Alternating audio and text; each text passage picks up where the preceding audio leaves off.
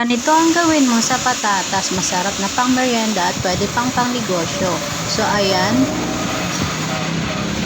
nagbalat tayo ng patatas ay ilagay natin at pakuluan ito. So ayan na nga guys, pag napakuluan na at tumambot na guys, ayan, lagay natin sa isang bowl na malaki at ating durugin.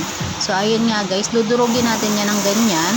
Ayan, pag nadurog na natin yan, so lalagyan na natin yan ng ating mga sangkap. So ilipat muna natin yan sa isang lalagyan para mas mahalo natin ng maayos. So ayan, lagyan natin ng asukal, flour, ayan. So ating halu-haluin yan guys, halu-haluin lang ng ganyan.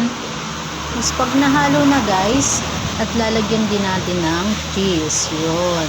So i-mold natin ng ganyan pabilog, tapos yuyupiin natin siya ng ganyan. So lalagyan na natin ng cheese sa gitna. So ayan, tapos na nating bilugin lahat. So nag-grill naman tayo ng powder. So ayan, may cheese powder yan guys, yan. So tsaka breadcrumbs yan guys.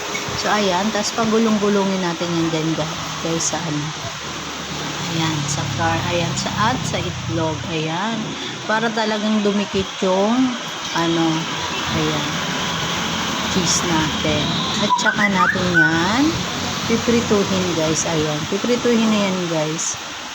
Ayan, pinagulang ulit sa breadcrumbs, ayan, lubog ulit sa itlog, at pagulong ulit sa breadcrumbs. So ganyan, oh, 'di ba, napakaganda.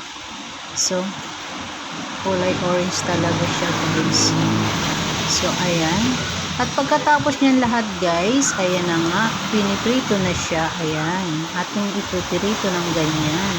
So pwede nyo yan subukan sa inyong bahay guys. So susubukan ko din yan guys. Oh, diba, napakaganda ng kulay, wow. At lalagyan na ng mayonnaise sa ibabaw, ketchup, wow, yummy.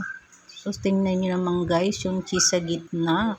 So, yun lang guys. Thank you for watching. Try nyo na.